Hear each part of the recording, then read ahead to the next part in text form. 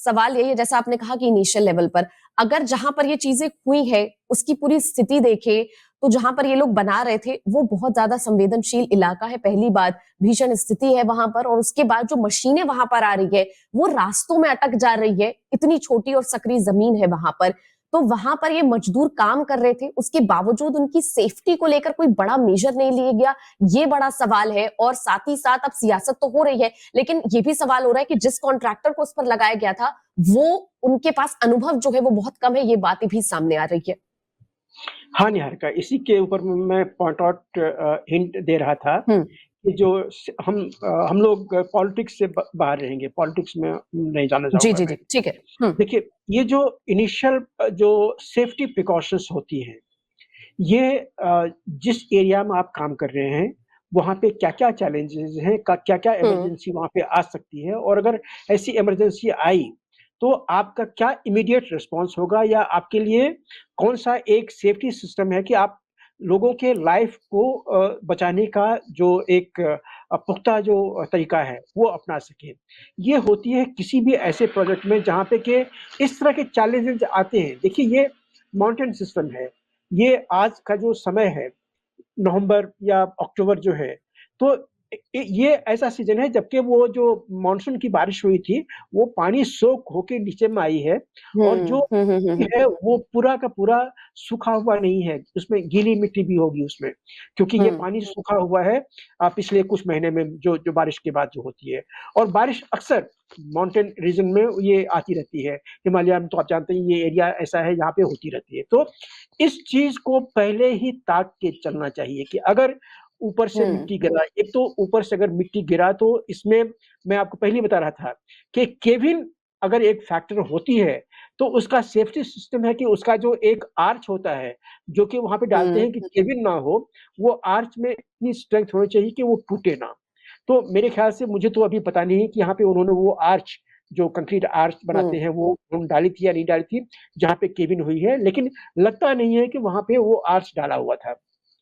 तो ये चीज़ कुछ एक जो होती है, मतलब आपके सिस्टम में होती है कि हर जो 10 मीटर आप आगे बढ़े, तो जो 10 मीटर आपके पीछे जो रह गया है, उसमें आप वो सारी चीज़ें लगा चुके हैं, उसमें डोम लगा चुके हैं, उसमें उस डोम में इतनी स्ट्रेंथ है कि अगर थोड़ी-सी केबिन की कहीं पे नौबत आ भी रही तो उसको वो सस्टेन करे।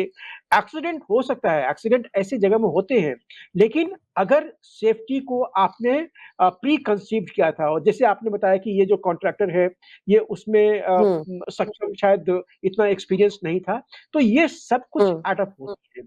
और वहाँ का जो इंजीनियर था, वो इंजीनियर की भी उसकी ज़िम्मेदारी होती है कि जो भी कॉन्ट्रैक्टर टनलिंग कर रहा है, उसको टनलिंग करने से पहले या उसी दौरान में उससे ये सब चीज़ें समझ ले कि हाँ, सारे सेफ्टी नॉर्म्स जो हैं उनको पता है, जो कॉन्ट्रैक्टर है या जो सुपरवाइज़र है, उनको वो सब चीज़ें पता है, और अगर कोई छोटी-छोटी इमरजेंसी आती भी है, तो उसको वो हैंडल कर सकें। मुझे लगता है कहीं न कहीं इसमें थोड़ी-सी चूक हुई है, जबकि टनलिंग काम शुरू हुआ था। सर यहाँ पर ये भी बात हो रही है लगातार कि तस्वीरें बाहर आ रही है, बातचीत हो रही है, लेकिन इन तमाम चीजों को देखते हुए ये भी सवाल है कि अंदर किसी को अंधेरे में, अंधेरा तो नहीं है, रोशनी है थोड़ी बहुत, लेकिन नेचुरल लाइट नहीं मिल रही है, तमाम चीजें हैं, और साथ ही साथ उनके शरीर पर असर पड़ेगा कहीं ना कहीं।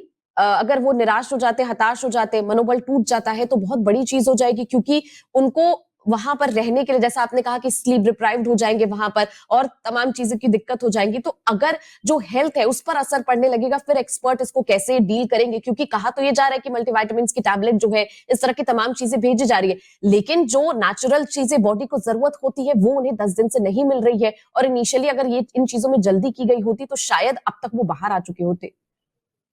वहाँ पे सरकार ने या जो भी सपोर्ट सर्विसेज़ हैं, उन्होंने एक अच्छा काम किया हुआ कि सबसे जो पहली चीज़ थी, वो कम्युनिकेशन लाइन को तैनात किया वहाँ पे, दुरुस्त किया, जिससे कि टू वे कम्युनिकेशंस वो चलती रहे।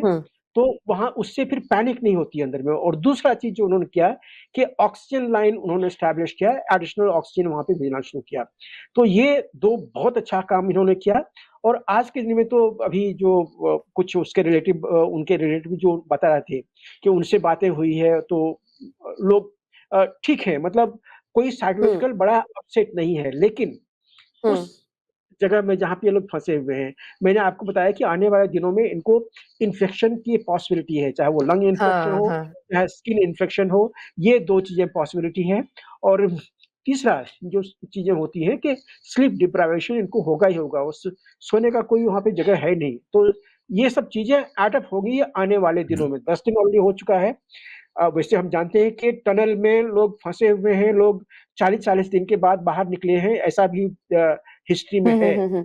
तो ये बहुत बड़ी ग्रेव सिचुएशन नहीं है, लेकिन जो एजेंसी हैं, जो स्पेशलाइज़्ड एजेंसी हैं, उनको आज के दिन में लाके एक पहले बात करें, ये अपना एक एक फर्म एक्शन प्लान बनाए कि एक्शन प्लान ए में ये चीज़ें हैं कि इस तरह से निकालेंगे। अगर वो नहीं हुँ, हुआ, हुँ, हुँ, हुँ। तो एक्शन प्लान बी उसी के ऊपर में सुपर इम्पोज़ करने का। ऐसा नहीं कि एक्शन बी जो है वो टोटली न्यू चीज़ है। वो ऐसा नहीं होना चाहिए। तो ये चीज़ें वो स्पेशलाइज़्ड एजेंसी चाहे वो इंस्टीट्यूशंस हों, चाहे वो एजेंसी हैं जो टनल में काम करते हैं हिमालय में, बहुत सारे एजेंसीज़ हैं।